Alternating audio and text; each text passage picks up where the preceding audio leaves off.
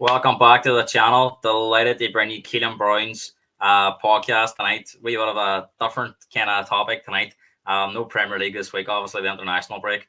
Not much to be positive about as well. The way there the national team is obviously playing Holland tonight, quarter to eight in the last World Cup qualifying game, which is effectively a dead rubber.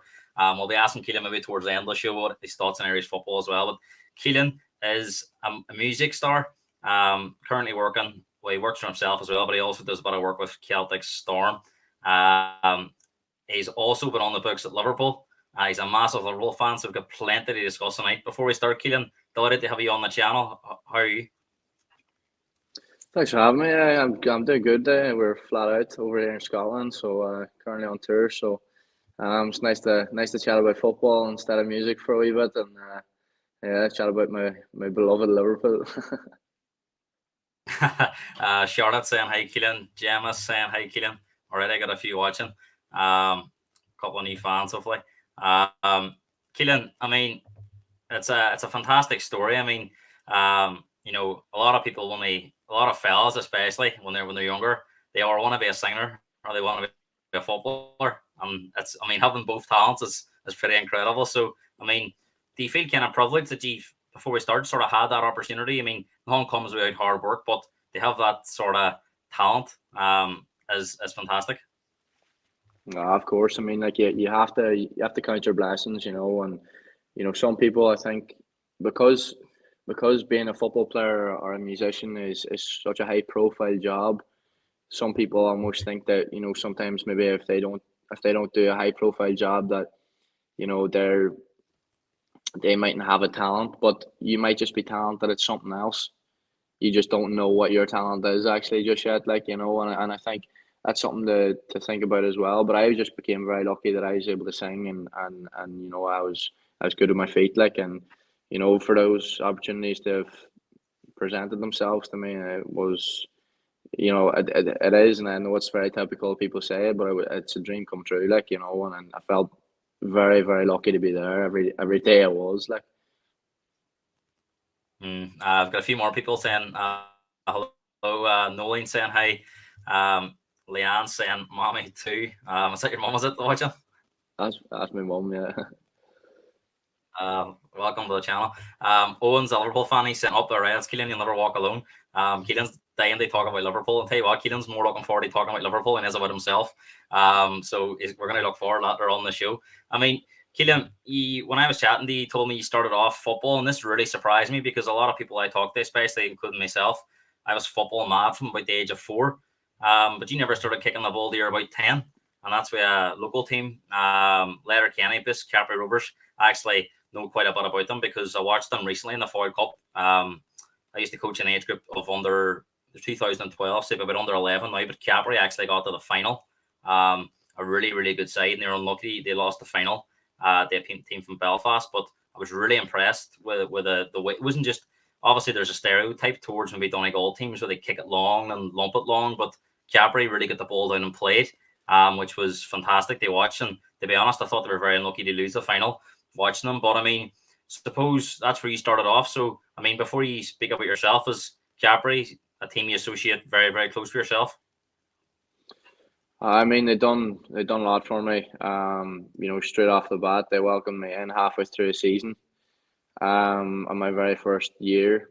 Something very daunting for me as well, but I was close to a few boys there at school, and I grew up in a housing estate, so it was just football from morning, noon, and night. And I kind of knew I had a talent there, but I would have been very I would have been a bit socially awkward and starting new things. I tried learning guitar, I tried karate, I tried multiple different things and never stuck at them.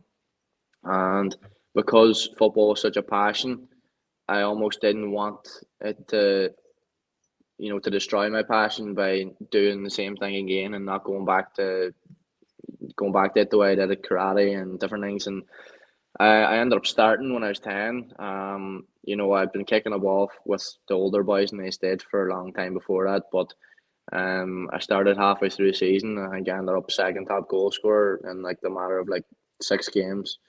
Made it to the final of the cup against the Curra, Like I had maybe eight goals in the league.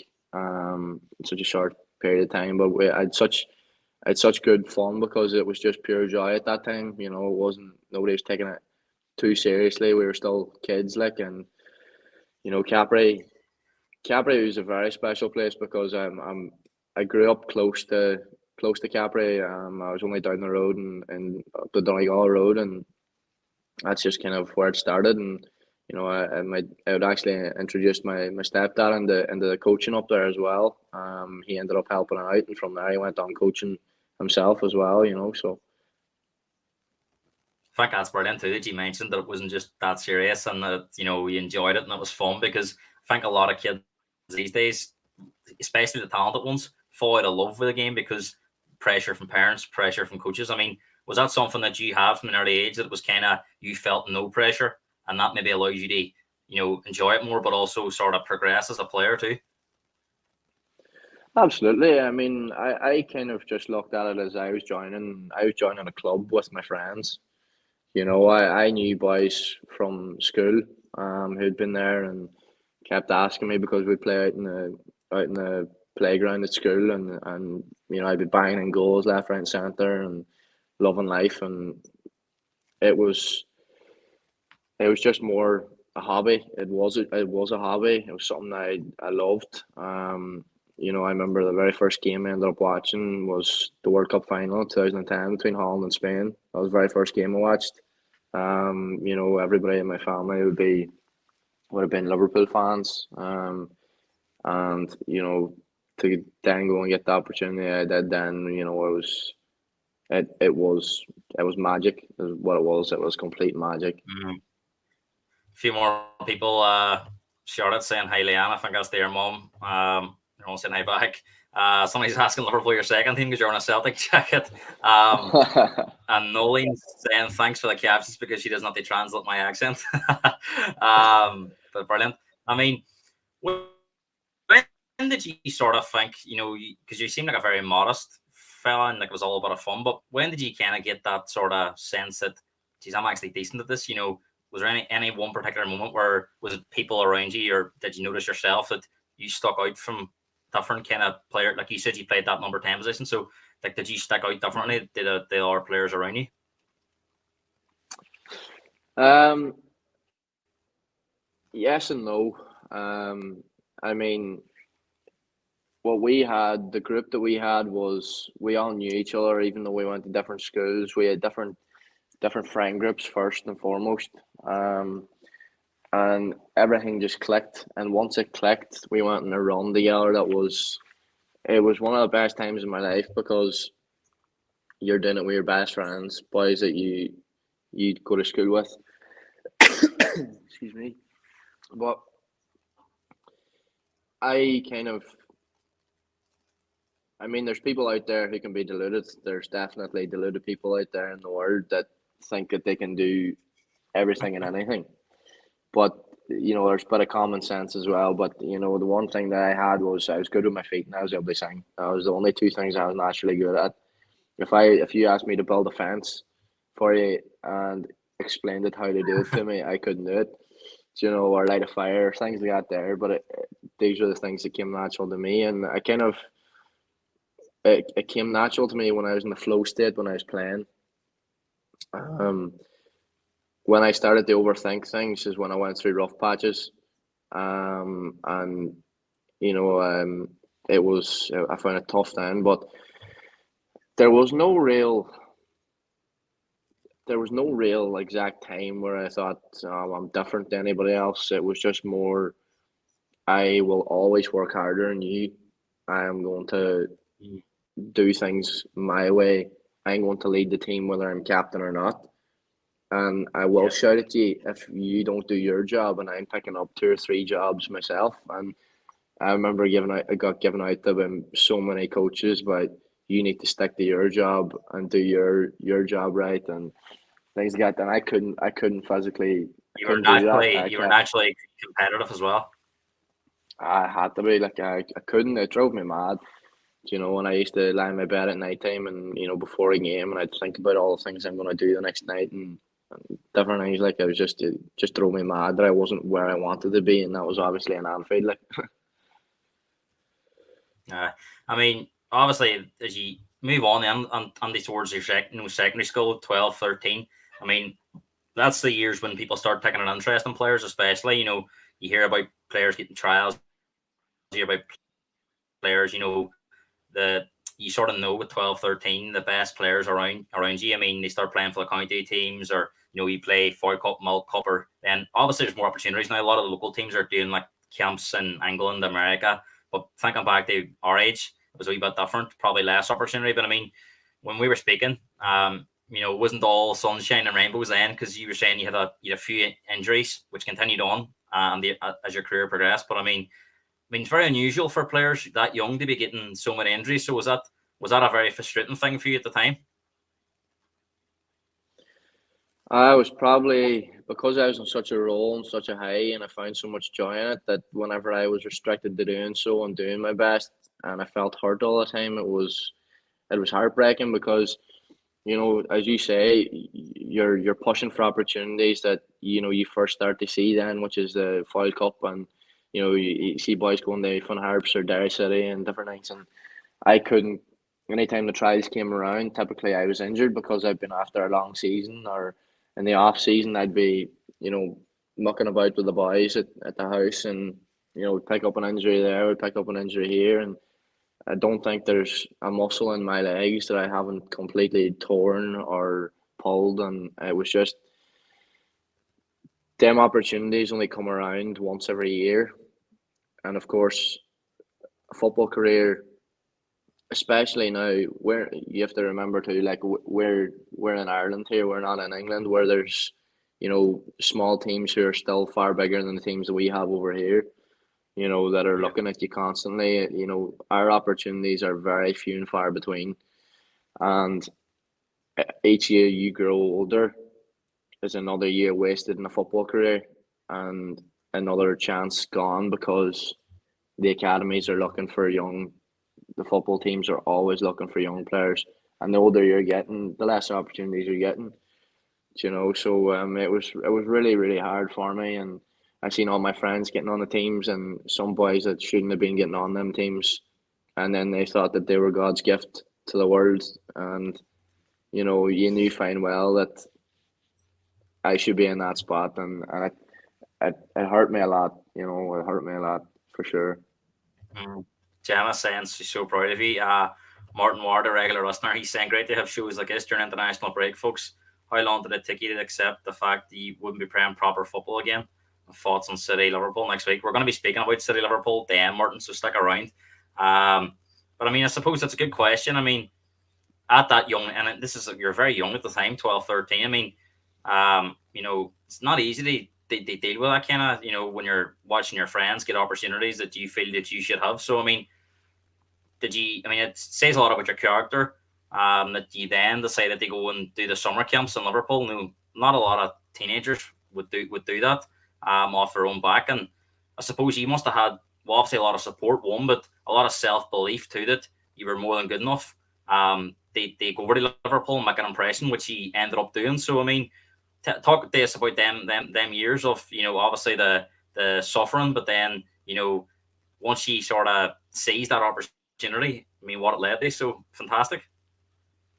Yeah, I mean, it was great. I mean, there's you say about self belief. I mean, you have to have self belief if you're going to be successful in anything. But again, I was still a kid too. Like, I mean, I was extremely extremely nervous going in there, because at the summer camps there was guys over there. They brought their cousin or their friend, and they had their only groups of friends already before they stepped into the gates.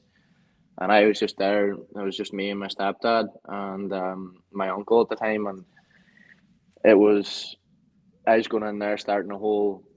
I was going into a whole new world, and I knew how tough it was going to be, anyways. But I just kind of I looked around, and I kind of was more aware of my presence and where I was, and felt grateful, because you're watching Liverpool. You're watching all the videos from since you're growing up as a Liverpool fan, and I remember that I first stepped out of the plane, it was like a completely different aura.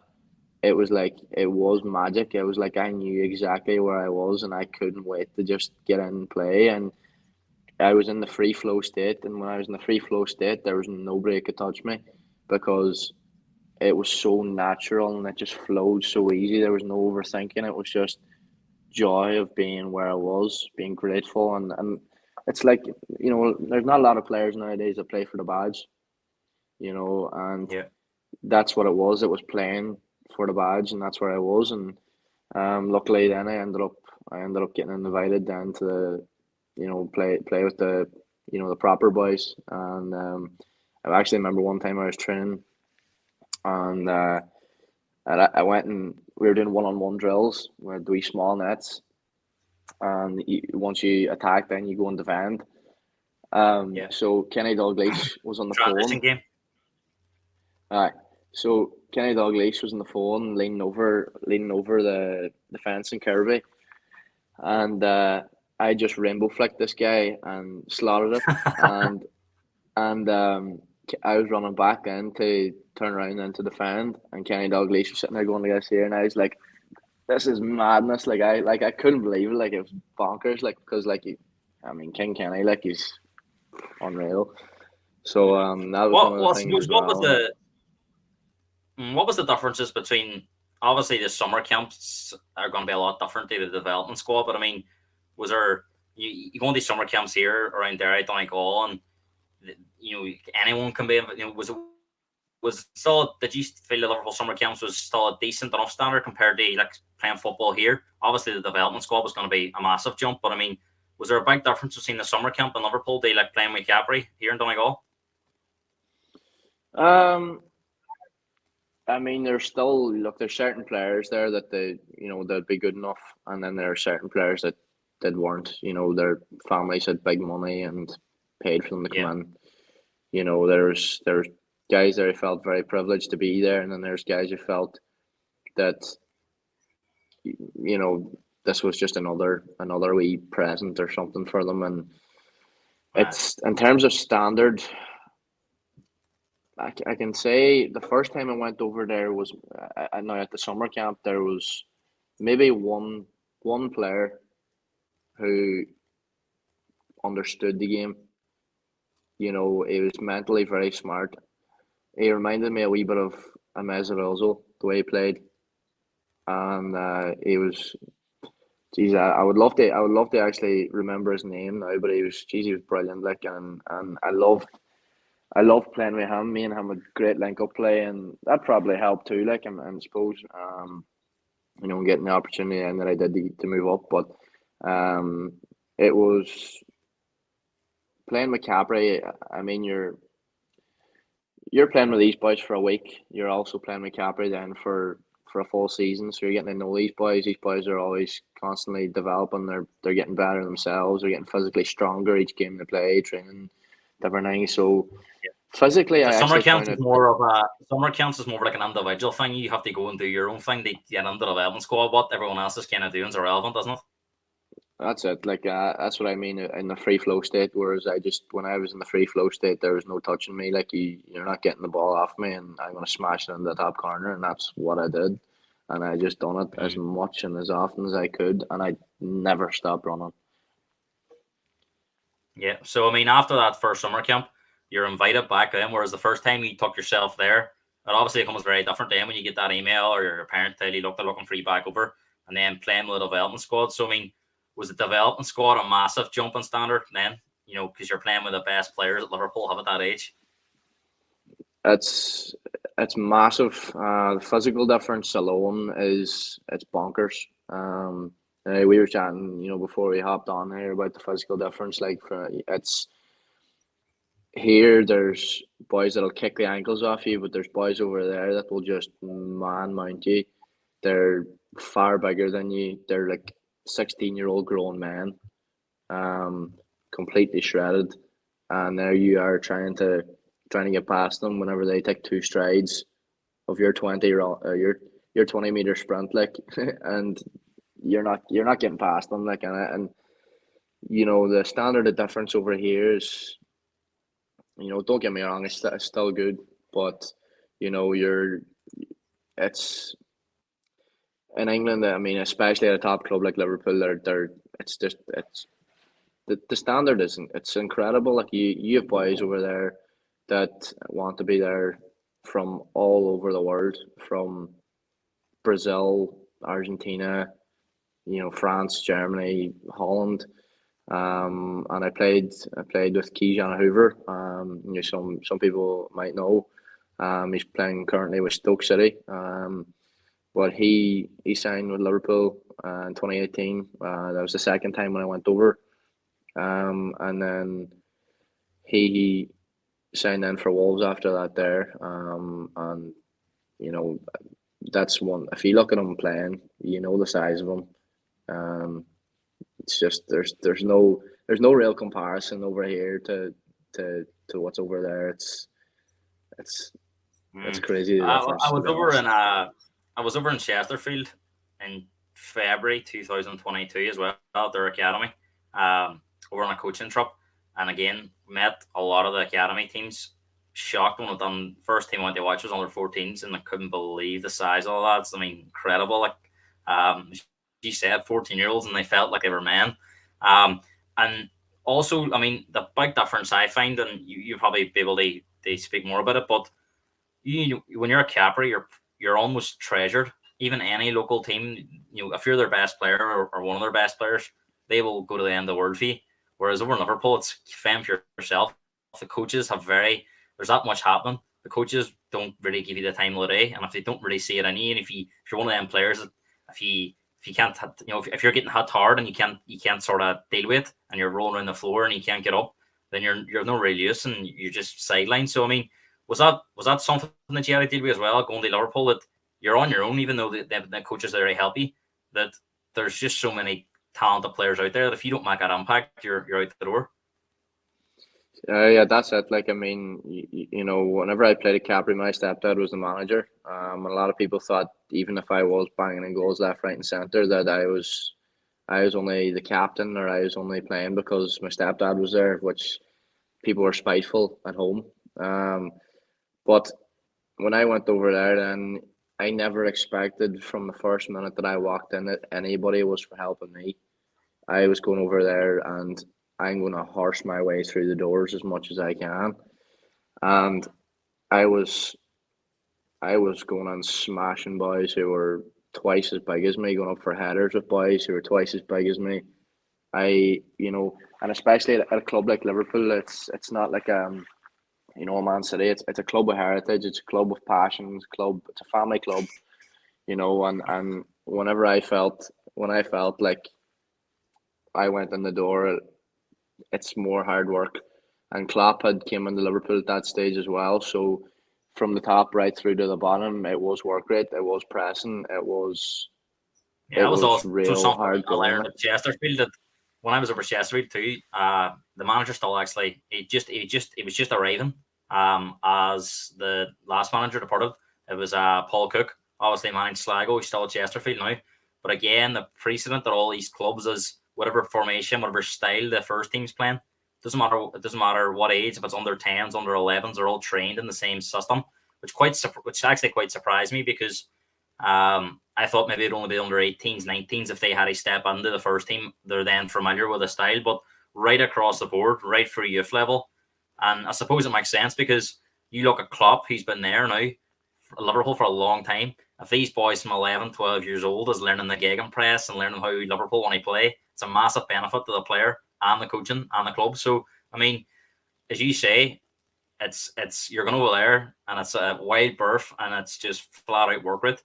But I mean, the training sessions, the coaching, did you see it any differently to Capri? Was there, did you feel that, this is a massive jump compared to what you were used to? Whereas a Capri, it's more of a friends vibe. It's more of, your dad, as you said, your dad was involved in the coaching, a family vibe, where this is just pure hard work, blood, sweat, tears, and let football do the talking. yeah, it's look. I mean, the difference is there's always going to be a huge difference. I mean, their standards they are where they are because of what they do, and what you're taught over there. And In terms of actually your coaching badges and stuff, my stepdad actually had the same coaching badges as my coaches like over in Liverpool like. But I mean, in terms of drills and things that you're doing, they're not too different, but the standard that you're doing it at is completely different.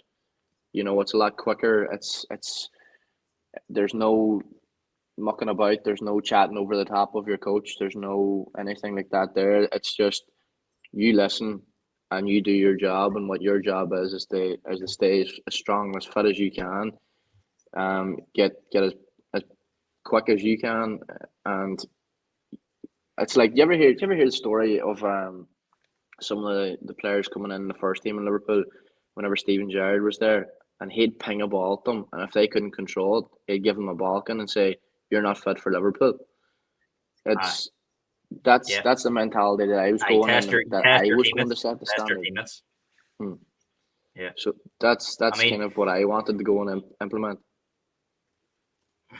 a few more comments. Owen saying he loves the Man City dig on there. I think that's referring to, he says that Man City's not a heritage club. Your mum's saying that you've done everyone proud. Despite injuries, you've done amazing things. Be proud of yourself as we are. And Charlotte saying, Keelan, you should be proud of yourself. I mean, one thing I noticed, and I was only over in Chesterfield for 4 or 5 days, but I went to an under 16 game. And I mean, this probably leads up nicely to come on to being 16. But I mean, I went to a game and they were beat 2-1, and the coaches were on about releasing 9 players after the game. So I mean, when you were at Liverpool, was there a lot of players coming and going when you were there, or did the bulk of the players stay the same? No, the bulk of the players stayed the same. Because they were given a time frame. A time frame might have been a week. Now I was there for a week.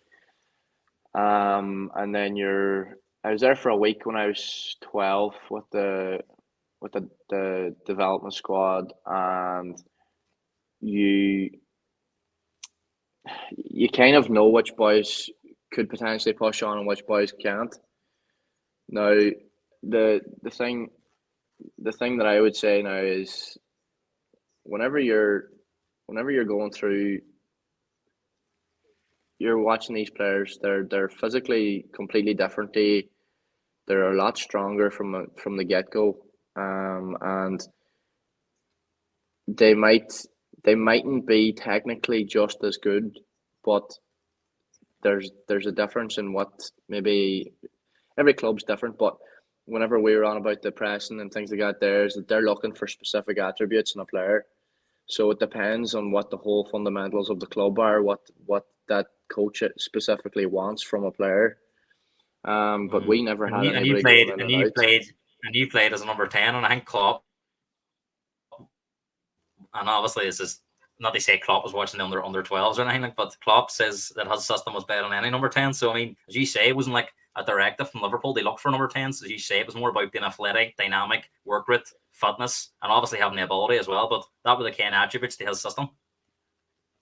Yeah, that's it. Like, I kind of, Firmino had signed the first year that I went over. Actually, I'll tell you a funny story about him.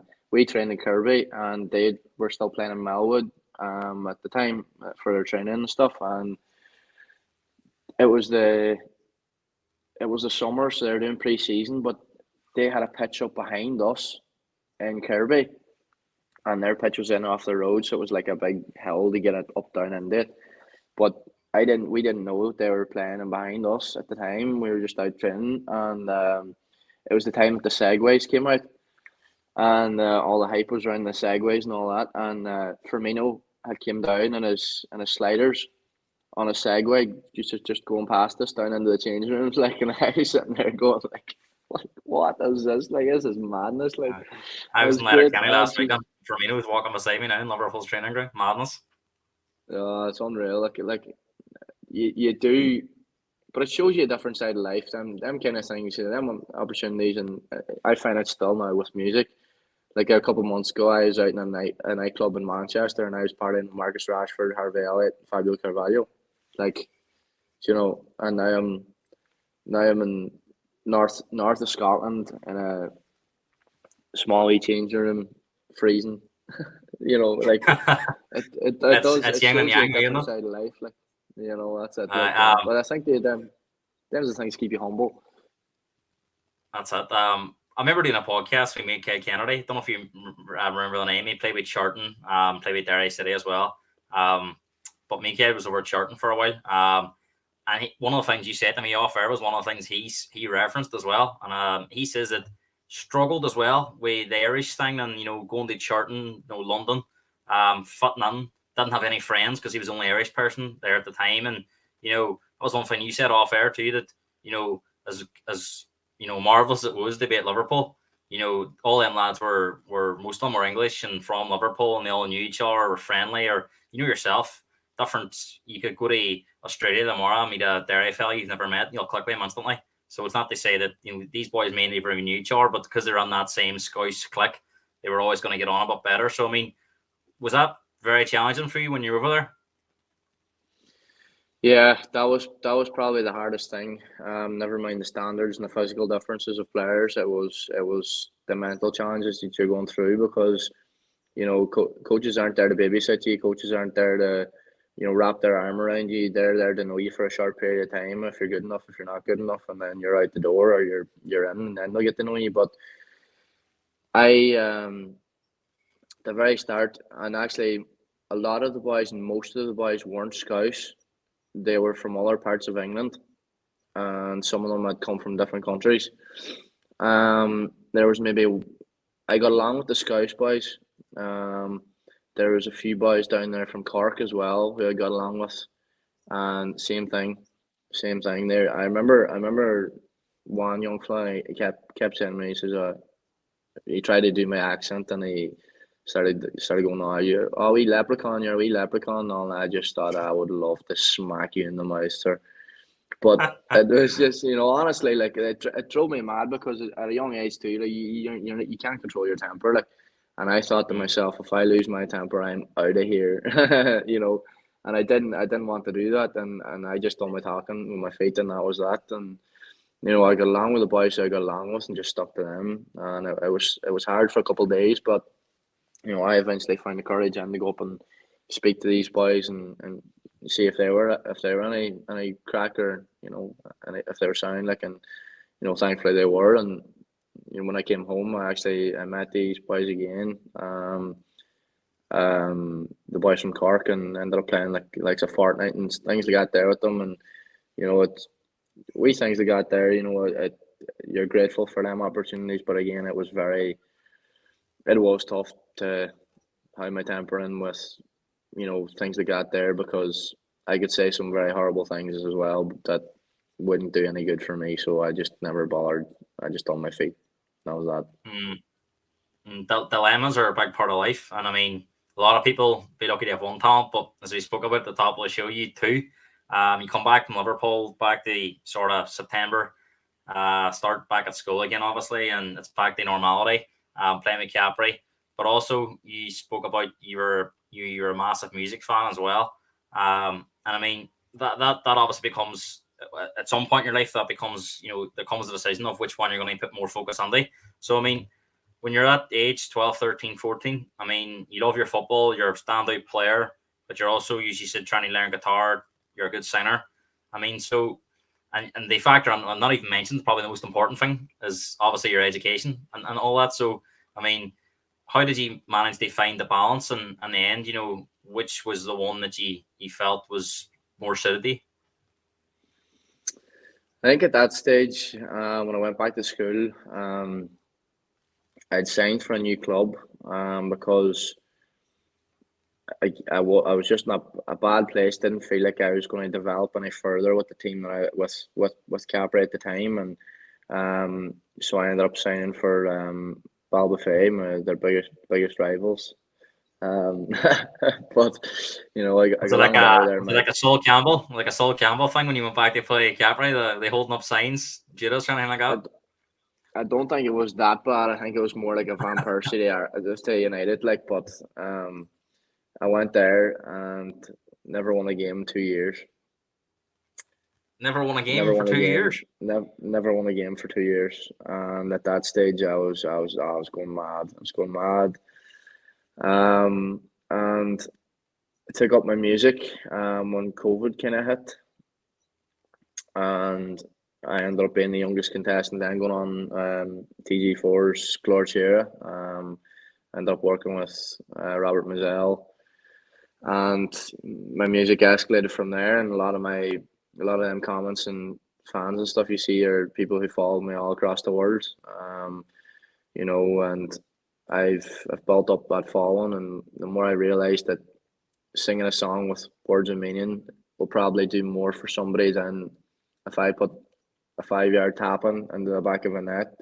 It's not going to be remembered in 25 years' time. Whereas if I have a number one hit that shares a real special message to someone, it can really light their whole day up, or different things. And I just took a different perspective of life, and I knew that it's 0.1% of people in the world who get the opportunity to play at the top level of football. And I just more or less said to my teachers, in terms of whenever I was balancing my education, I was actually on the TV show whenever I was doing my leaving cert. And I said to my teachers, because I was balancing also the scholarships at the time, and I knew what grades I needed to get into the scholarships over in America. And I said to the teachers, look, I'm balancing a lot at the minute. I don't want you to push me to my best grades. I just want you to give me what I need to get for these requirements, and that's just what I done. I had bang on the number that I needed to get, and in the end, I didn't go for the scholarship to America because at that time then my music had taken off. I had opportunities Mm. arising, and between the music and football, I had Finn Harps under 19s, and I actually had the. I'm not even sure who. Do you know who the Ireland under 19s coach might be? Not sure now, no. See, he came up, or a representative of our Ireland under 19 squad. And remember, we got word that day that the Finn Harps and the Ireland under 19s coach came up, and were watching me, and I was in a wild bad run of form. And I was like thinking, oh, Jesus, this is great, this is brilliant. And I went up and I scored a hat trick in front of him, and felt great. Then they came up and got my name and my number and all that. Then after the game and stuff, but never heard anything back then. But I heard stuff back from Harps. They wanted to take me over to Ironmore for a tournament or something, and I couldn't go because it was clashing with my gigs then that I started taking on. And I just thought at that stage, it's either I think I can actually reach the level of, hopefully maybe the Grand Ole Opry, or touring like I'm doing now, and I think that would do more for me than playing for Finn Harps respectively, Yeah. and And in the midst of all that, before you kind of jumped on a bit, but like we were speaking off air, you were actually invited back to Liverpool when you were 16. So take you back maybe a year or two. I mean, as you said, at that stage, you'd been starting they start off your gigs anyway. At 16, you wouldn't have been far off. You're, as you said, doing your exams, your junior cert, your leaving cert, and then you have that offer from Liverpool to go back at 16. So I mean, what's going through your head at this time? Because you've got, I mean, it's very hard to you reject that chance to go and play for Liverpool at 16. yeah, no, I went and actually I went back over, but I remember the email coming through. We had arrived back. We went down to Sligo to lift tickets for a Bruno Mars concert in Marley Park, and I was a massive Bruno Mars fan at the time and loved to go see him. And then we arrived back, and we got eventually connected to the internet, then back to the house Wi-Fi. And my stepdad, he was looking through his emails, and the next one was Liverpool opportunity to go back.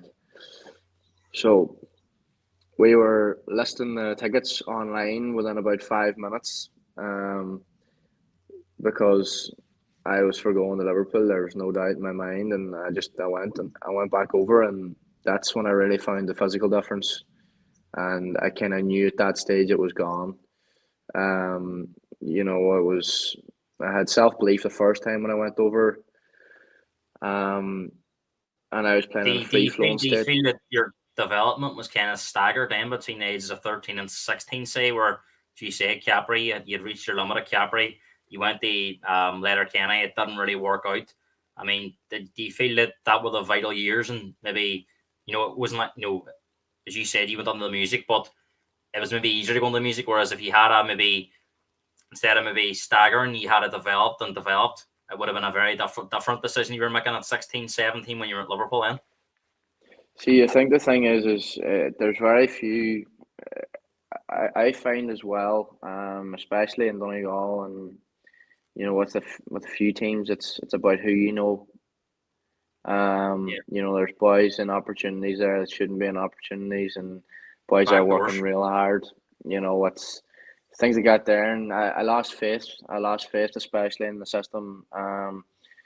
And at that stage, between 12 and 16, and it was I was just just lingered with injuries the whole time. So anytime a chance came to go play for Harps or to go play for the county team, I was injured. I couldn't even go and play them games because I was that bad. Like I could barely move after games anymore. And Do at you that feel that you stage, I probably was. maybe took on too much and you kind of peaked a wee bit early, and that you had played a lot of football for maybe more than what most 12-year-olds were capable of doing? That you went from not playing football to 10 from 12 being over at Liverpool, so you had all that football in such a short space of time. As you said, wasn't just playing with Cappry, playing with Liverpool. You were playing on the street, playing with older boys. You were living and breathing football, and it was just Yeah. constant. And then you've all these opportunities, and obviously the mental side of it too. When you tell any 12-year-old tomorrow morning they're going to Liverpool, I mean, I don't know how they process that. So I mean, it's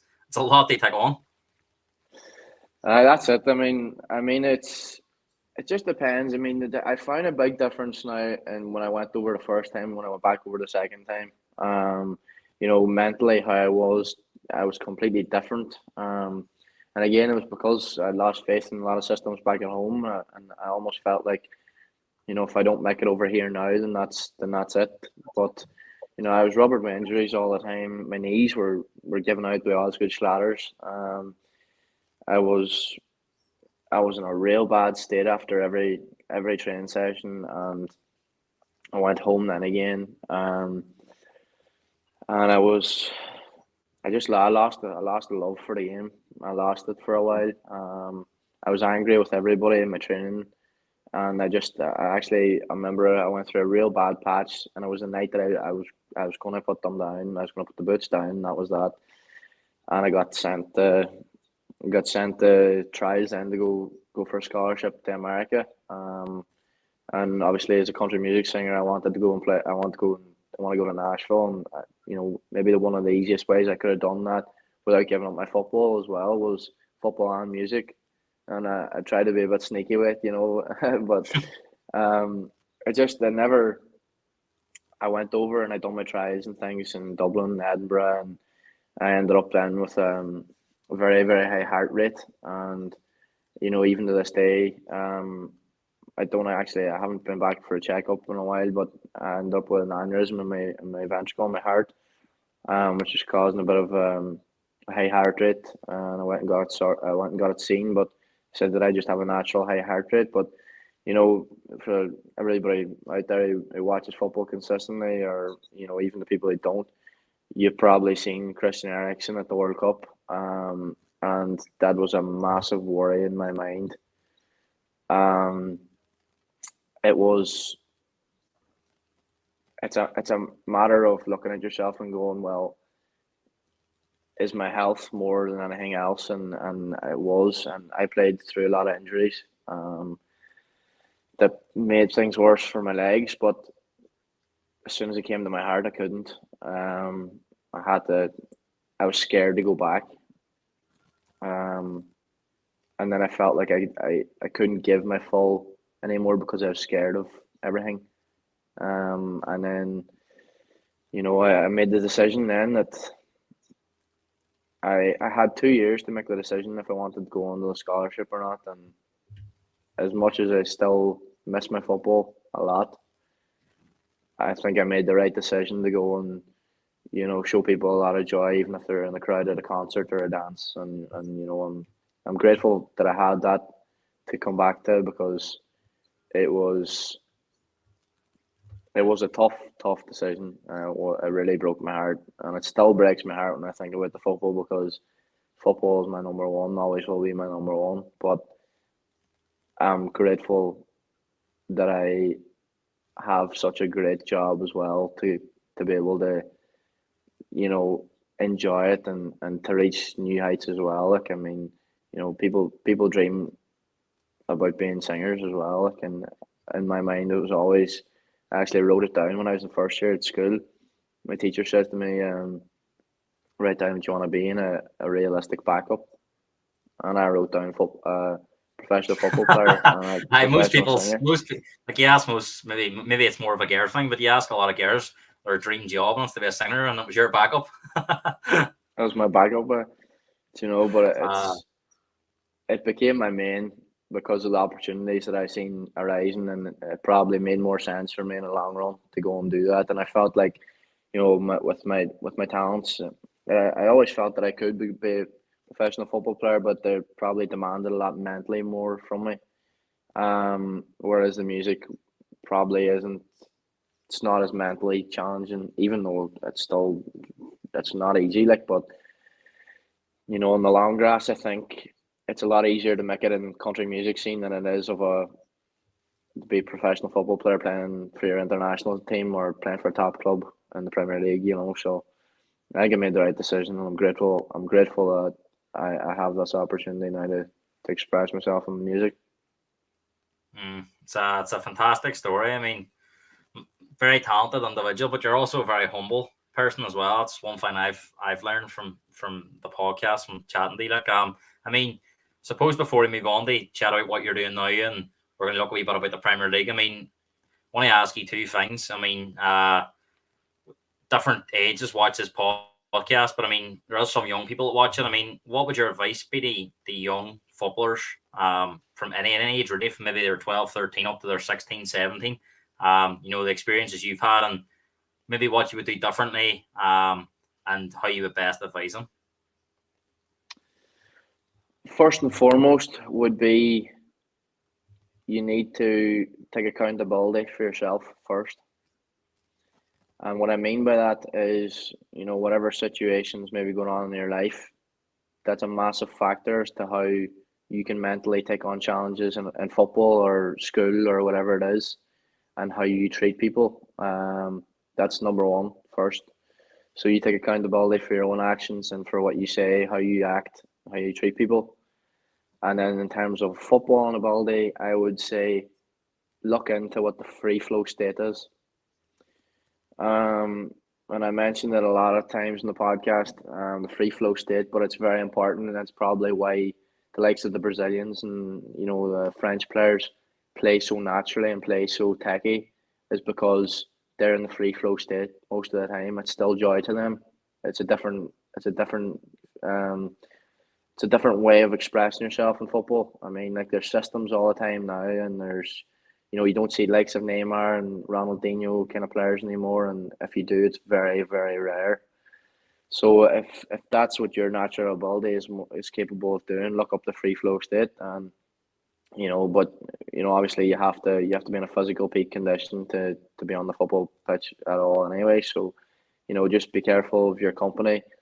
If your friends aren't setting goals, no matter what age they're at, and respecting your goals and boosting you and helping you and respecting what you're well, I say you're 9 to 5, but it's really your 6 to 10s when you're working behind the scenes after school. Where are you during that time? Are you out training? Are you doing double training sessions? Are you in the gym? What are you doing? If you want it bad enough, you'll do it. And you need to first be mentally ready for it, and keep good company, treat people well, and you'll be grand. You'll probably make it. Should you be lucky enough. But you create your own luck. That's up. Martin saying fair play to you. Can't be easy. If you can't give 100%, it can't be easy stepping away. I mean, that's one thing that I think in one part of your head, you're happy with the decision you made, but there is that heavy heart. It's not as if you're beating yourself up with it, but it's one of them sort of catch-22s where you're loving what you're doing now. You're loving a dream of a singer. You're touring away. you're flat out, and you've a lot of fans as well. A lot of people that, as you said, people following you as far as Australia. But there's also that you being a football fan, Liverpool fan, that maybe I could have been there. But it's a great position to be in, because I know a lot of people in your situation have went the other way, and they're like, mentally they're struggling because they've had maybe the football opportunity and it's only been football. So I mean, do you think that music has really softened that blow in football for you? Absolutely.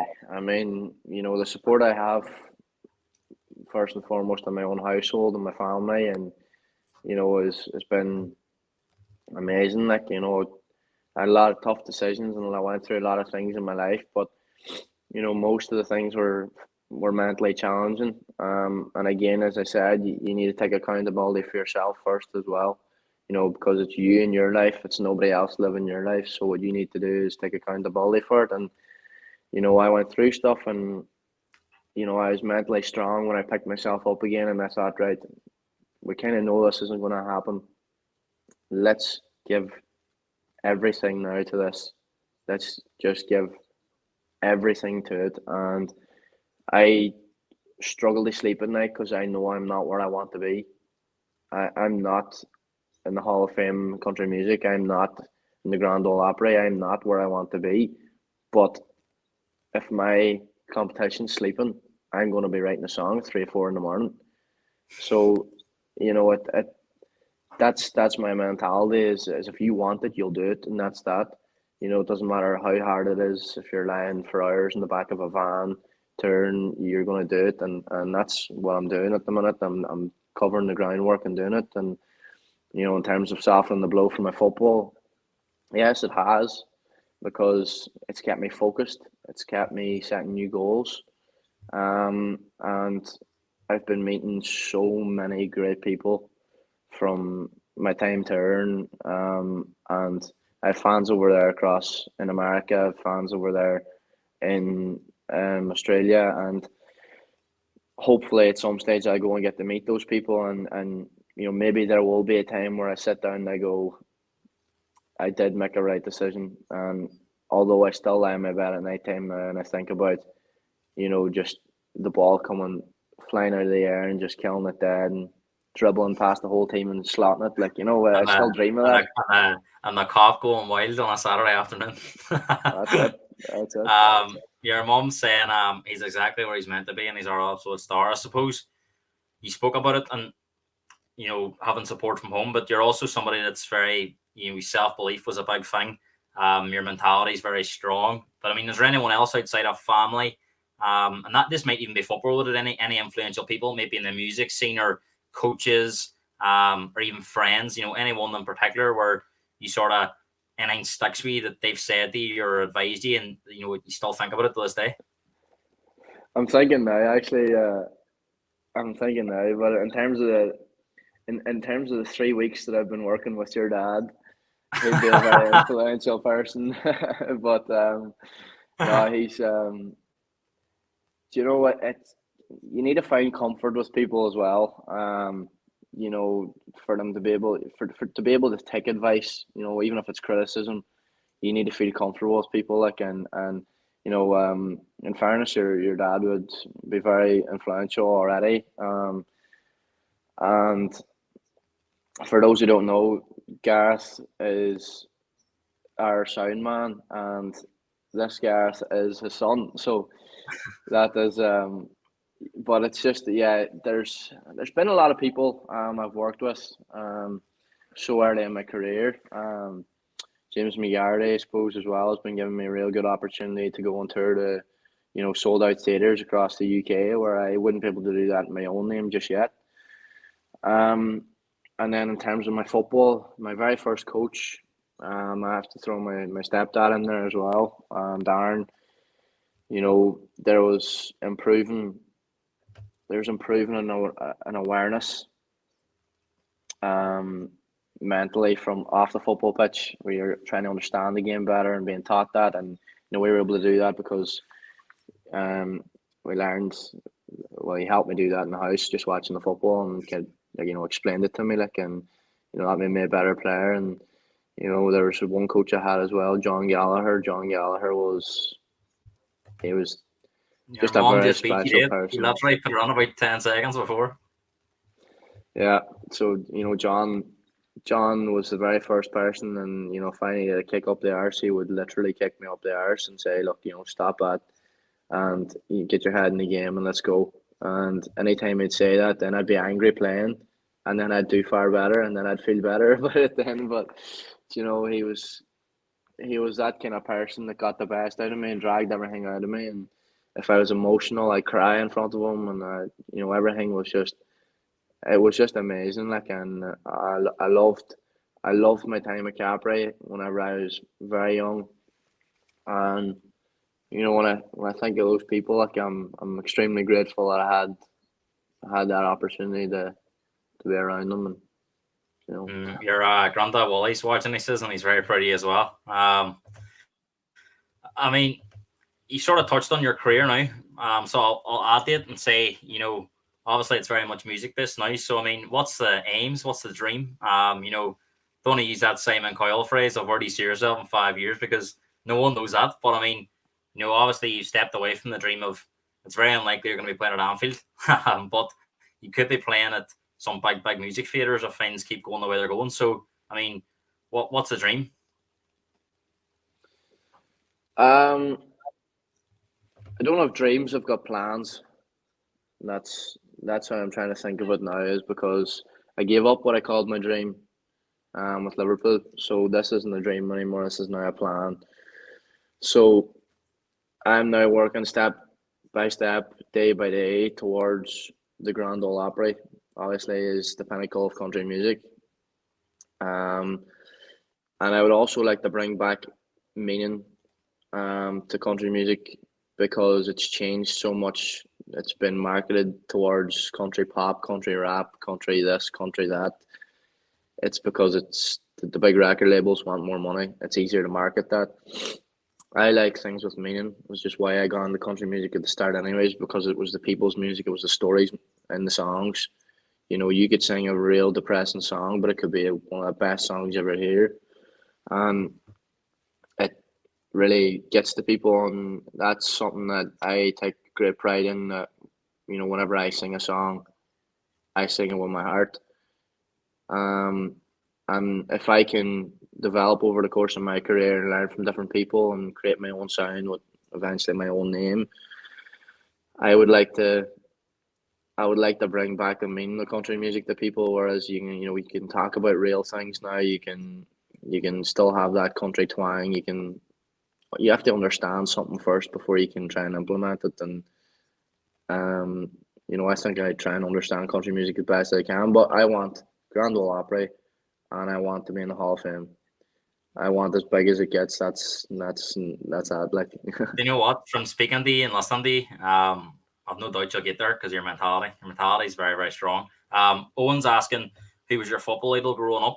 Probably know the answer to that because you mentioned them earlier on, but you can tell him anyway. my football idol was Neymar. I loved the way Neymar played. I thought, to be fair, I thought you were going to say, Gerrard because you mentioned them earlier on, but Neymar, was that because of the way you played and the rainbow flicks and stuff? Yeah. I even if I play a five-a-side, still sometimes like I will go and rainbow flick a man who I know is going to kick the living life out of me after I do it to him, like, because I like being bold. I like knowing that You I can thrive do off that, that, and the adrenaline and the buzz. love it, love it. It's the best. It is the best feeling in the world. Like, and nothing touches that. Whenever you're on top form and everything's working for you in football, it's magic. Like, and Neymar Neymar was just pure joy watching him at Barcelona for them couple of years. I mean, he was incredible. Like, I mean, that goal back at Santos whenever he was 18. I mean, the Puskas Award straight away. I first remember watching him in the Olympics in London. That was the first glimpse I got of him playing for Brazil, and I thought this boy is special. I never actually watched Olympic football, but I remember watching that whole tournament just to see him, because every time he got the ball, he was direct and he was doing all these flicks and tricks and just unpredictable. And I think as football fans, and when you're going to watch somebody, even if you go to like a kids game and you see a player that can dribble past, when you can't work out with the ground next, there's something special about that. See, I mean, that's it. Like, and, you know, especially as a winger, when you're a creative player, you have to have a flair, you have to have a boldness, you have to have a strive, a directness. And I think, you know, another player who I think used to have that directness was Marcus Rashford. And now you don't see that anymore. I mean, the closest thing that I could say nowadays to Neymar, apart from, you know, obvious Vinicius Junior, would probably be Doku in the Premier League. Mm. It's You know, interesting though. See, since he's went to Man City, Docky. Like I feel like we like the likes of don't know maybe Pep's learning maybe and he's the best manager in my opinion they ever walked. But you know, Docky doesn't seem to be being as coached as much as like a Grealish. Do you think that them type of players you can kind of take away their game by coaching them, and you sort of have to let like the player you were like a number 10 sulky, just sort of you do your own thing and I'll coach the rest of the team. You do your own thing. yeah. You need to understand players. You need to watch players and monitor them very closely because you know you need to look at their background. You need to look at how they played before they came to your club. You need to think about you know where they come from. What brings them joy. Like because if you go, it's like Gareth Bale talking. He says it was like a robot. He felt like a robot because he was directed to do this, directed to do that. If he didn't do that, he was out of the team. If he, you know, you can't do that to a player who's a different gift to someone else. You know, and I've often found with teams that you're tried to people try to tell me to play this way, play that way, play simple, play this, and I just thought to myself, you know, this is why you're here. This is why you're here, and I had my opportunities to go and I tried and done my things and I played the way that I wanted to play, but you're telling me to play this way, and it frustrated me because you're killing the game. That's what I mean. Nowadays, there is very little Ronaldinho's. There's very, you know, you don't have magic in football very often anymore. Like, you know, you have great games, of course, but in terms of an individual quality and magic, It's almost it's seen it's now with this fading. sort of possession-based football that it's a crime to take a player on beat and get beat and lose the ball. It's almost like it's a travesty, isn't it? Yeah, I see. I mean, as you mentioned too, like the difference there in Grealish and Doku is, you know, wingers. You either have pace as a winger or you don't. And Doku's got a hell of a lot of pace. Grealish isn't. He's a very smart winger. And I think you know Pep's very very lucky to have them two on that side, like because you You've know also got Foden there as well. So we'll actually come on to talk about City Liverpool in a few minutes. But a couple more questions here. Martin saying any interest in coaching. I mean, I don't know where you find the time to do it, but was that ever anything that crossed your mind, you know, after football, or was it very much based on singing? nah, I never really had any interest in coaching because I probably would have been too jealous. I probably would have been too jealous of the players I was coaching, you know, to be honest. But um, no, I think my mindset now is just the music. I work very hard every day on my music. Only thing that comes to my mind whenever I watch football now is joy that I'm watching Liverpool, like, and that's it. I'm just a fan now, like, you know, I don't play, and you know, if I get invited to the odd five-a-side game, then so be it. It's like taking away into a candy or to Disneyland, if anything, actually, like, you know, just getting that opportunity to give a kick about again, but I don't have the time for it. You know, and I'm touring full time now. I actually have 240 gigs booked in for next year and 200 for 2025 already. So my schedule is extremely busy. I get maybe a window of maybe 1 or 2 days to chill, and Yeah. I can't chill. I the way I'm built now is I can't chill. I don't know how to chill. I have to go and do something. I can't lie in the house. Like, And then 1 or 2 days, you do get a chance to watch the Premier League football, even a Liverpool fan. So I mean, 12 weeks into the Premier League season, Liverpool fans are as you said. I only have to mention Premier League, and Liverpool fans are smiling just like you. I have to say, a lot of Liverpool fans watch this channel. The channel is as much as I'm a Spurs fan. I love my football. The heartbeat of this channel is Liverpool fans. To be fair to them, because I think very similar to myself, Liverpool. A lot of Liverpool fans are very much football fans as well. A lot of the boys that come on the channel are Liverpool free and free, but also they love their football. So I mean, when you do get the opportunity to watch, I mean, a lot of talk this season was Liverpool were going to be back to their best. I mean, big game coming up next Saturday. How do you feel it's going so far for Liverpool? And I mean, so far it's been quite an exciting Premier League season. You know, Man City are top, but only by 1 point. The Arsenal and Liverpool, Spurs obviously were flying before the injuries, 2 points behind, and then Villa's only 3 points behind City. So you've sort of 5 teams there within 1 game of each other. So, and interestingly, next weekend Man City play Liverpool and Spurs play Aston Villa. So 4 of the top 5 are in action against each other. So big weekend next weekend. How are you feeling? I'm feeling confident. Haaland has got a few knocks, and then you've obviously got De Bruyne out for a good while, and I don't think City are clicking just as they were. And that's not, this game. We're hopefully this game will go ahead, and because they could be relegated by then with 115 breaches. Um, look, it's one thing that frustrates me watching Liverpool this season is I I personally I really don't like watching McAllister. I don't like him. I think he's Straight a out player every that's been asked to play. He's out of position on me. He's not a natural number 6, isn't he? he's out of position, and there was a couple of games where he was thrown in as the eight, and I think he struggled because he's trying too much through the middle. Do you think he's not when we say out of his depth because he does play for Argentina, but do you kind of feel that we like Szoboszlai there that McAllister's going to be rendered if Liverpool go out and sign a top number 6 that McAllister's chances are going to be limited and he's going to be much more of a squad player because if you look at McAllister and look at Szoboszlai's younger as well and he looks like he's got that natural ability as well as he's going to improve. You look at him for Hungary, they are night. Hungary's qualified for the Euros. He's their best player.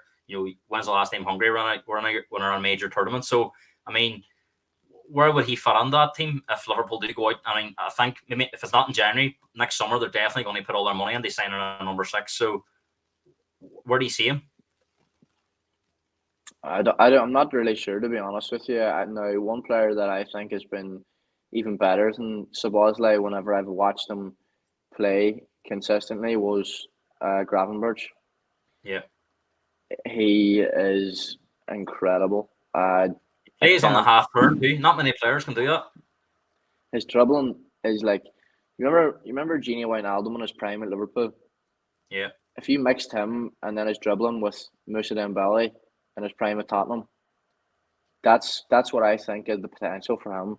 Like, he's incredible. I mean, Szoboszlai frustrates me again too because again, between him and McAllister, they play very centrally, and if you're playing both of them in the team, they play too central. They try to play through the middle too often. And you watch Liverpool's system, you need to have something different than that if you're going to go out and go to the Etihad and get a win. Because if you're found out with one, you can't just leave it at that. Pep can change everything. Klopp is still trying to figure out his first 11 first, and he's played McAllister in the 6. I don't rate him in the 6. There's no presence there, and I would say, it's hard to know. Personally, my starting midfield would be Szoboszlai, Endo, and Gravenberch. Do you feel that Endo's ready for a game like Man City? But because when I've watched them, I'm not convinced he's Liverpool's level. I don't think you could throw him straight into a Man City game, but I think we should have been playing them. We should have been playing them more regular. I don't like, and if I was to be playing him more regularly, I would take McAllister out of the team because I think it would affect it too much, and I think McAllister would get too confused. I don't think he's football smart for the Premier not I want to say for the Premier League for Liverpool's level just yet, and now obviously it took Fabinho a whole entire year to go on fit, and he was a Rolls Royce whenever he stepped into the team, man. But I think Endo, he needs a bit more game time. I like his passing. I like he's quick with and for a Liverpool team, you need to keep the ball going. Henderson always kept the ball going. Milner kept the ball going. There's too many dead balls, and I watch that Liverpool midfield at the minute.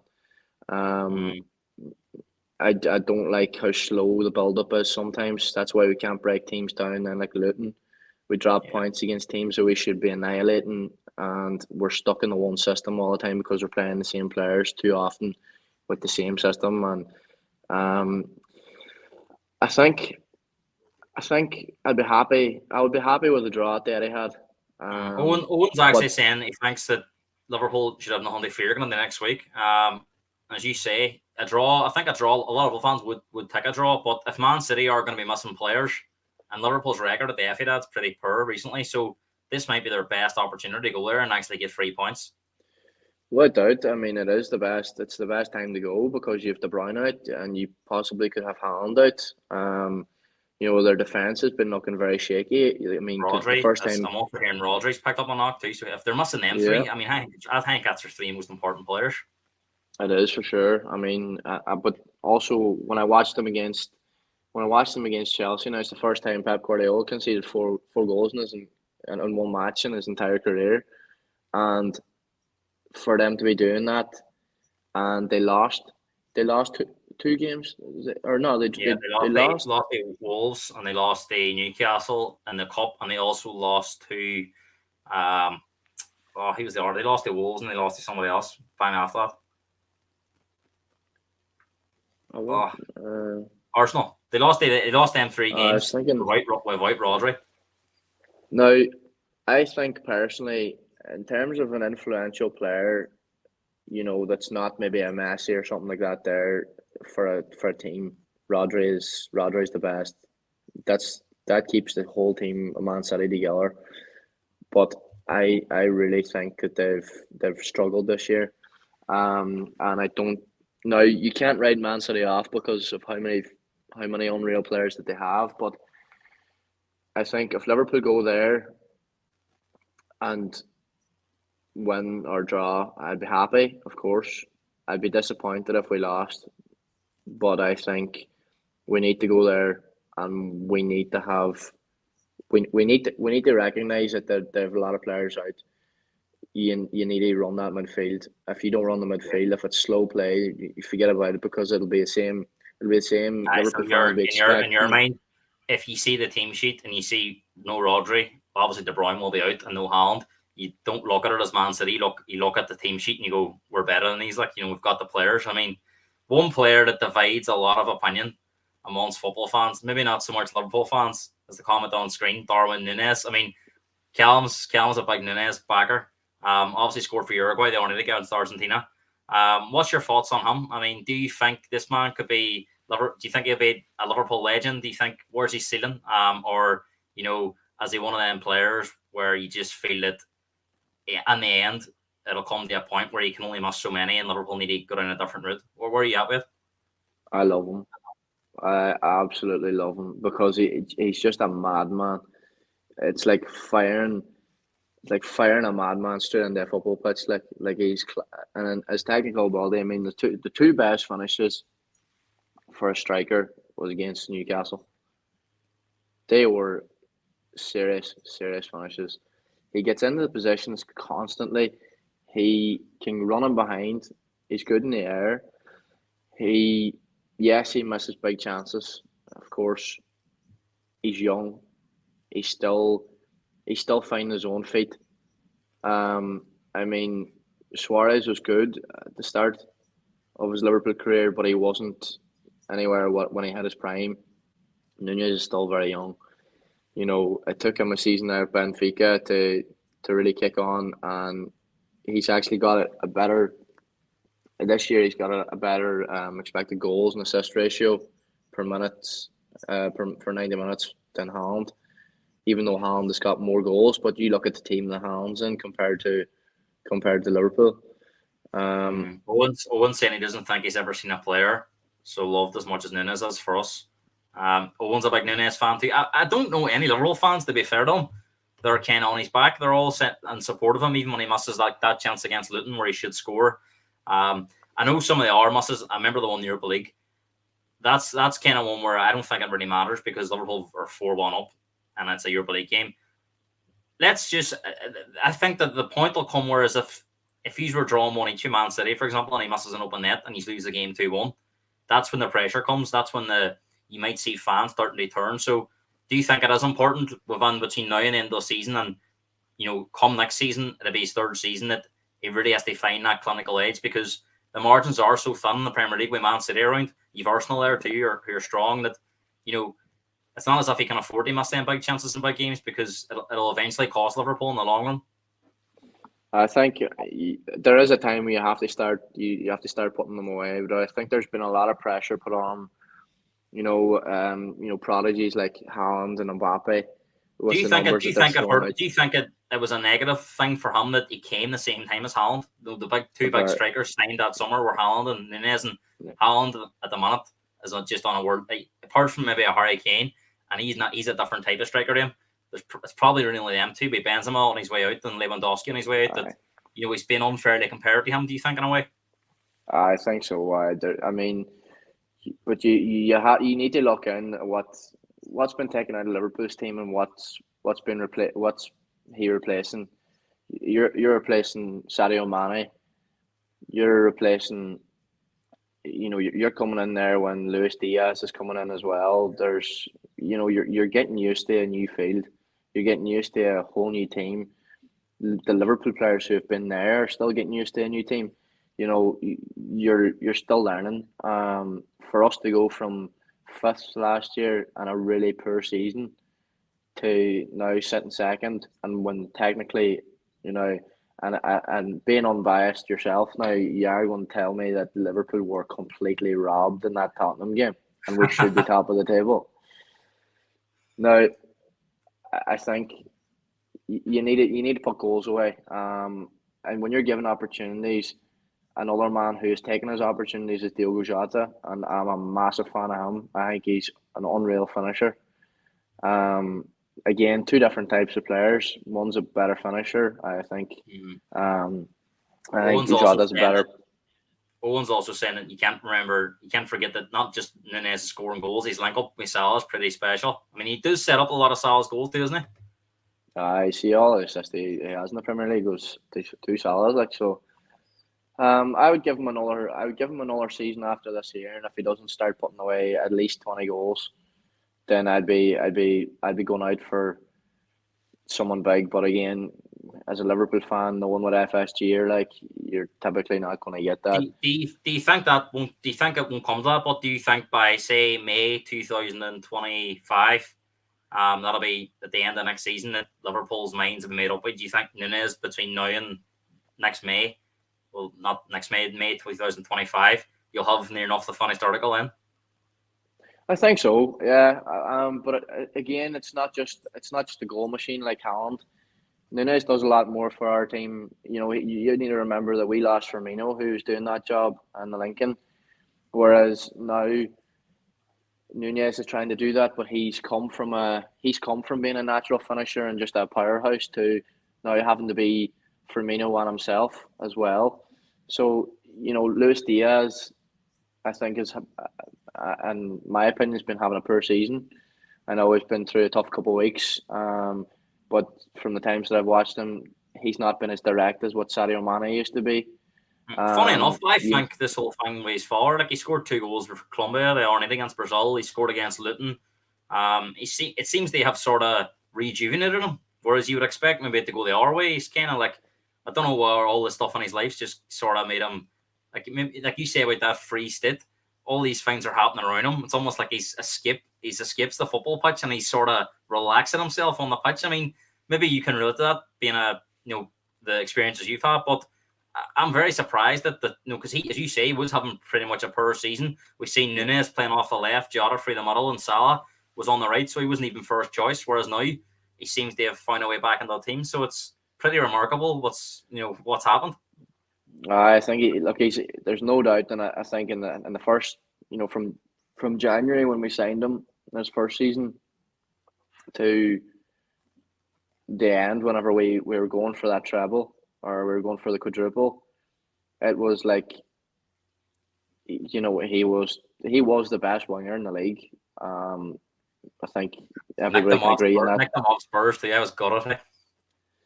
He's a class player, but I think he tries too much. He tries too much in terms of where you need to move the ball quick. And the Liverpool team, you have to move the ball quick.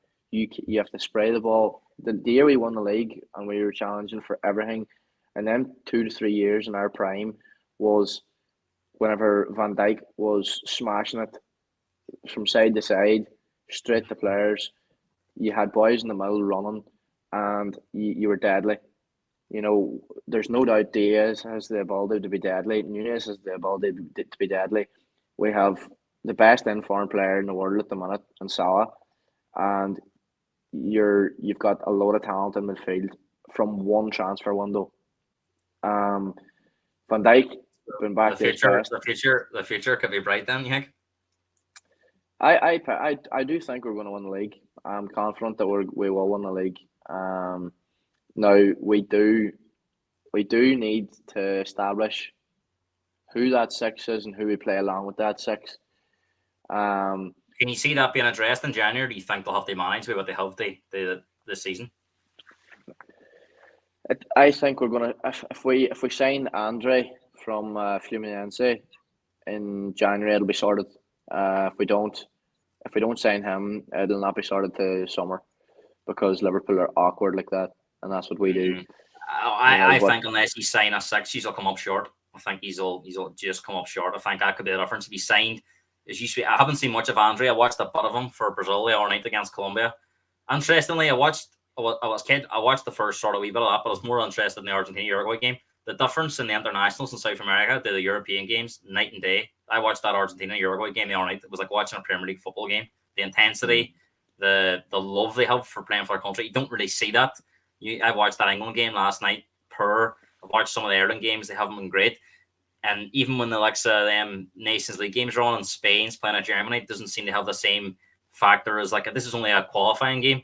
And let's be honest, Argentina, Brazil, Europe, they know they're going to qualify anyway, but they're looking at that as like a derby game, and it was fantastic. You know, Romero and Nunes working at it. I mean, it's a pretty special. They have them South Americans because the love they have for the game's just unbelievable. they bring a fire, like them boys are playing.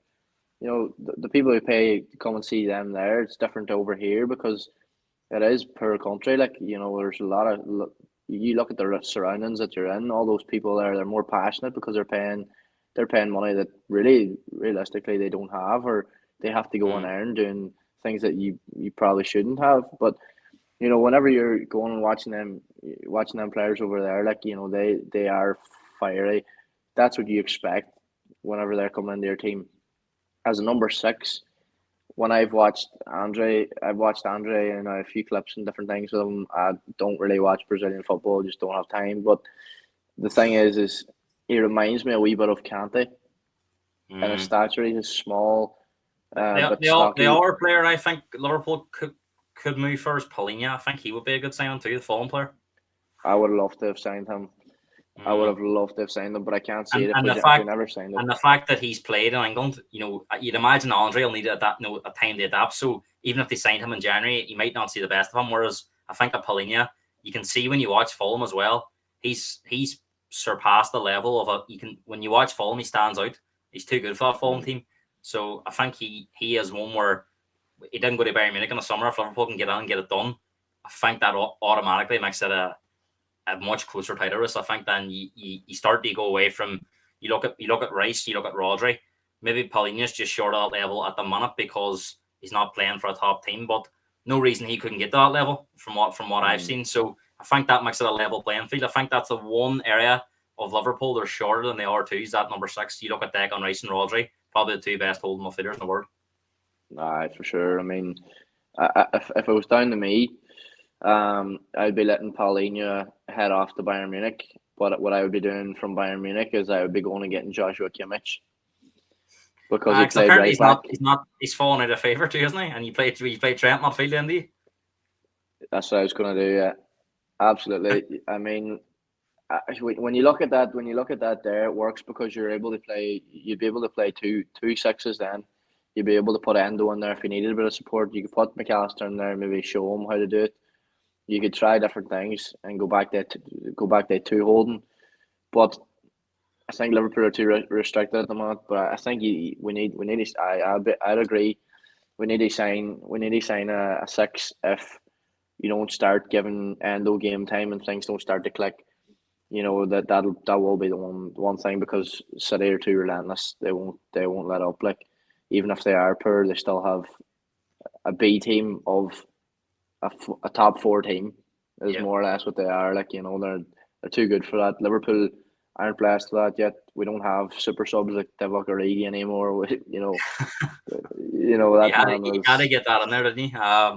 But hey, we're coming to the end of the podcast, but I want to thank everyone that's watched. It's been really, really interesting. And I know we're finishing with a more regular chat of the Premier League, but a couple of questions before we go here based on Liverpool. Martin's asking, do you think Salah's better without Mane? I think what he means is, since Mane's left, you could argue Salah's went on to another level. And Kelan asking, where do you think Salah ranks in all-time Premier League players?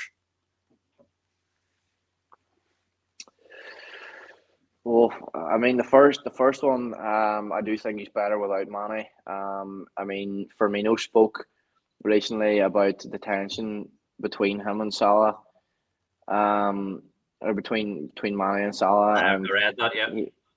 I think that's a big factor as well. But again, just shows their professionalism and that they went out and they done the business still. I think I remember Terry Sheringham and Dwight York couldn't stand each other, but when they played for United together, they were phenomenal. That was it, like, and I think it's a lot to be respected. But I think Salah's now at his mature prime, is what you call it. It's like the stages of Thierry Henry's career, or anybody who plays FIFA or FC 24. Like, you'll know that, like, the legends all through He's their career, evolving. different I think stages. he's evolved as a player. I think now his decision making's better. He's obviously a killer in front of goal, but his decision making's better. I think the players Liverpool brought in too, Salah is that main man. There was always that Salah, Mane, Firmino trio. I think everyone recognises now Liverpool Salah's the main man. And I think, to be fair to Alex and Nunez, who's setting up the goals, it's a support act, and I think that just goes to Salah. I mean, you sort of have Salah and the other one of the front there's Kane. I think they're the two players. If you think about them when they came, when he broke on the scene at Spurs, the player he is now, completely different player. He's matured, and Salah the same. And I think the only comparison you can make with the Mane and Salah thing is maybe we Kane going. You're starting to see the best of Son again now. So Son becomes that main man, whereas Salah and Mane were always having that sort of that boxing match of who the main man was. Salah now he's kicked on. So I mean, Callum does make a point. I mean, if you were making a list of the great players that's played in the Premier League, Salah's on there, isn't he? Oh yeah, it has to be. And then anybody who's deluded thinking that Hazard's a better winger than Salah is. Kulizeski said that, didn't he? He made a top five and he Hazard first. I think it's Salah's third. It's Salah like third or something like that. There, he had a weird list, a really weird list. Willian, I mean, I think it was Bale fifth, Willian fourth, Giggs third. Sorry, Ronaldo. Salah second, Ronaldo second, was it? And then Henry, was it Henry first? No, Hazard first. Hazard first. Hazard. I would put him. I think you'd have to put him up there, and now I would say there's. I wouldn't really put Ronaldo up in there. If I'm being honest. I think Ronaldo spent his best years in Real Madrid, so I think you have to look past that. I think even though he won the Ballon d'Or at United, I'd put Ronaldo top five, but in terms of a top three, I would go Thierry Henry be number one. And I'd be going with like attackers here, so I'd put Thierry Henry number one. I would go Drogba number two, and I would put Salah number three. Drogba as like the Henry, you suppose, played as a striker too, but he played off the left. Salah was more of a right winger, but I know what you mean. They are like forwards now. I suppose they were Giggs and Beckham were like wingers, more midfielders. Yeah. Maybe that's why they didn't get as many goals, because it was like a 4-4-2. Now it's a 4-3-3. But Salah and Henry are probably the two best goal scoring wide players we've had. And then you say Drogba as the best.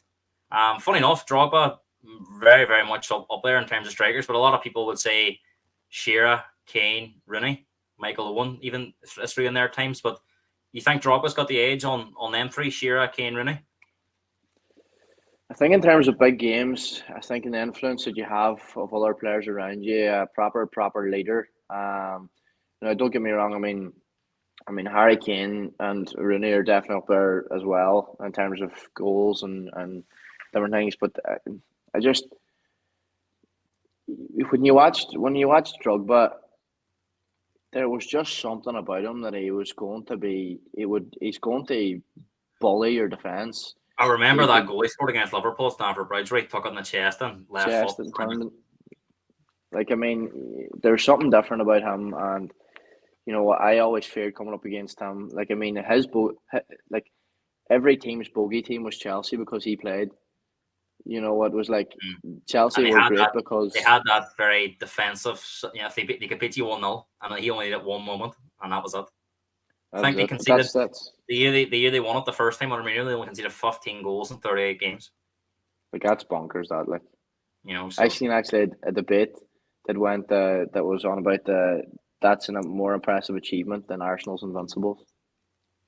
It's interesting because people say they compare the Chelsea team that only conceded 15 goals, the Man City team that got 100 points, and the Invincibles, which was the hardest they do. And it isn't necessary because every one of them could have an argument.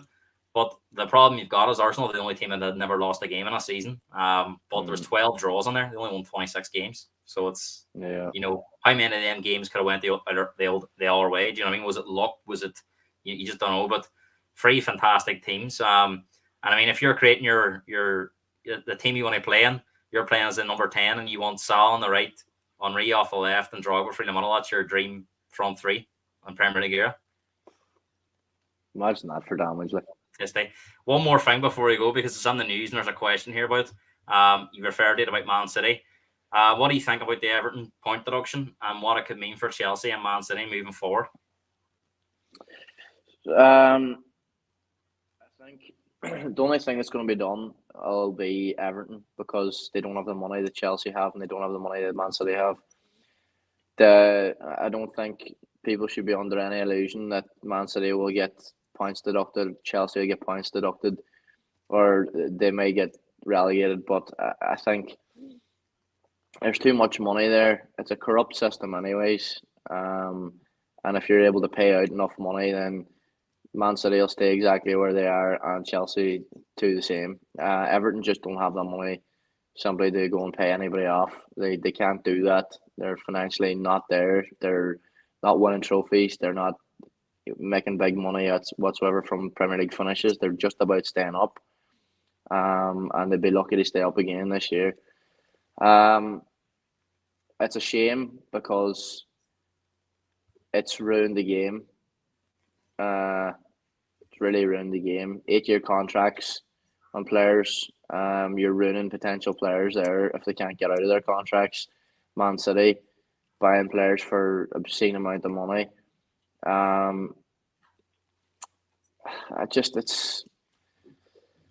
don't know what I'd say it's a hard one. I agree. I think Everton's the only team that'll be done because I just think obviously the Chelsea thing's pretty fresh.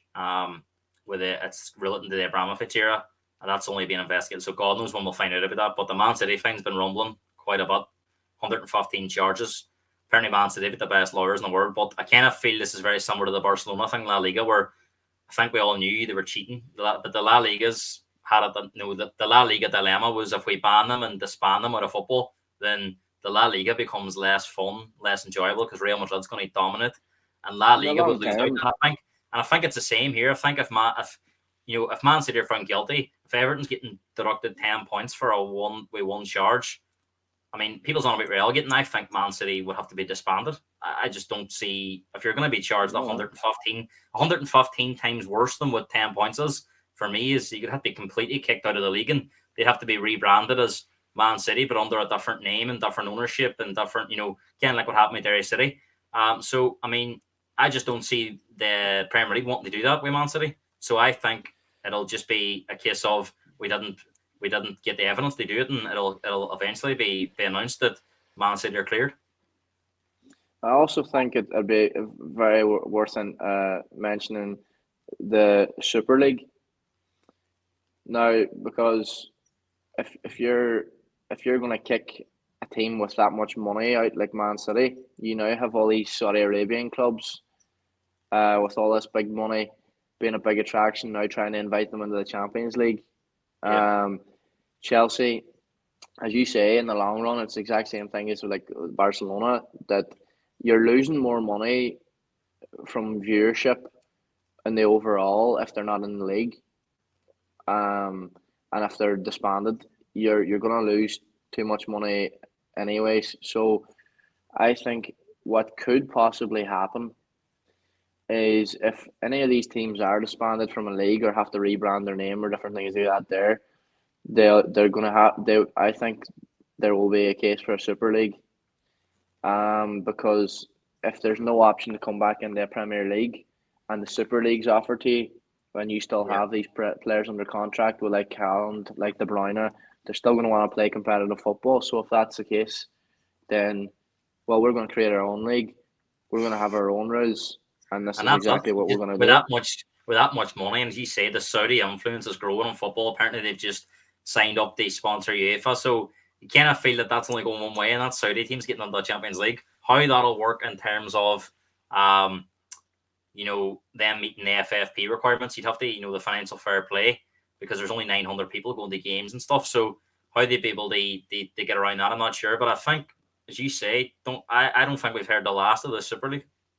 Oh, it makes the most sense. And if it's a Super League that involves the top teams, top teams have more money. Top teams have more fans. Top teams have more views online. You know, you need to think about all these different things. And if you've got that much money and influence, anyways, you can do whatever you please. Very simple. And I think football fans really need to start being vocal when it comes to things like this. And it one of the things that I'll say as well is, and I know I don't mean to bring it up again, but the likes of a turning point that you know showed the power of the referees and what they get away with is VAR. VAR and the turning point again of a massive game. Considering Liverpool lost the league by 1 point 2 seasons in a row to a team with 115 breaches of financial fair play in Man City, they're getting away with VAR decisions that could completely change the whole course of the league. And I think if you don't stand up for that as a football fan, not forget about who you support, you need to stand up for what's right for football. Because if football fans let it get to a certain stage, there there's going to be no football left. It's going to be whatever they want it to be, and that's that. There's no football for young kids no more. Then it's going to be a corrupt system from top right through to the bottom. Martin saying Liverpool stopped the Premier League becoming Liga One. The French league, referring to Man City, would have dominated over the last few years, only for Liverpool putting up them. And obviously the independent regular is referencing that as now being possibly introduced. So it'll be interesting to see what that brings. Keelan, been a fantastic show. Brilliant to have you on. Thing. A lot of people seem to have enjoyed it. I think we've had a mix of music fans, the football fans, the local people, the people in Australia. So it's been an absolute honor being on me. It's a fantastic story. It's a type of story and show that people, especially during international break, as Martin referenced, they will enjoy. Because I haven't enjoyed the football this weekend, to be totally honest. So it's been great to come on here and chat. Hey, before we go, I'm going to ask you. I know you referenced it earlier on, but I'll ask you again because I want you to think about this before you say it. Who's going to be holding up the Premier League trophy in May? Only one team. Only one team, and there'll be a there'll be a red jersey with a liver bird on the chest, and that'll be Liverpool. There you I go. think we'll do it. So, There you go. hey, thanks for having me on. I appreciate it. Like, and thanks to everybody as well for commenting and asking questions and different things. And obviously my family, telling me they're proud of me and different things. Means a lot to me. And it's been great to talk about football. For a while because all this music talk would drive you crazy too. So no, thanks very much, gentlemen. Keelan, good luck with the rest of the tour. Anyone that's new around here, make sure they subscribe to the channel, like the video. Hopefully bring you more shows like this as well during the football season breaks and international breaks. Always good to have somebody on. They provide a different kind of feel to the podcast because we are very much football mad based and more Premier League. But I've got Jamie Noonan, Man City fan, and Kieran Preston, Liverpool fan, on next Friday night as we build up to that massive game when we start back in the Premier League. So we're looking forward to that. Two men that are very, very passionate about their clubs. Jamie being a Man City fan, Kieran being a Liverpool fan. He's also told me as well, he told me back in June, I think he was on the very first podcast, that Liverpool were going to be champions. So I think it's worked out quite well that next Saturday is going to be first against second.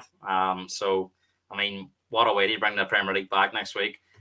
Nolan saying it's nearly 6 a.m. here now. I suppose that's fantastic dedication all the way from Australia, I think. So I don't know if you want to say anything there for watching. Yeah, absolutely. Like Nolan is the admin to my my fan club, and she does everything online for me, and is always on top if anybody has any questions or anything like that there. Like, and I've got Nolan on there, and Gemma was on earlier on as well, and Charlotte as well. All my fans from all different parts of the world. Like, and I just it's great. It's great to have that. Like, and I think that's one of the things that helps me know that I made the right decision. Keelan, fantastic. Thanks very much. And hopefully we'll get you on again at some point during the season, and you can just sort of sit there as a fan now that everyone knows your story. But again, thanks very much. Enjoy the rest of the tour, and I'll see you again soon. All right, take care, man. I appreciate it. Thank you.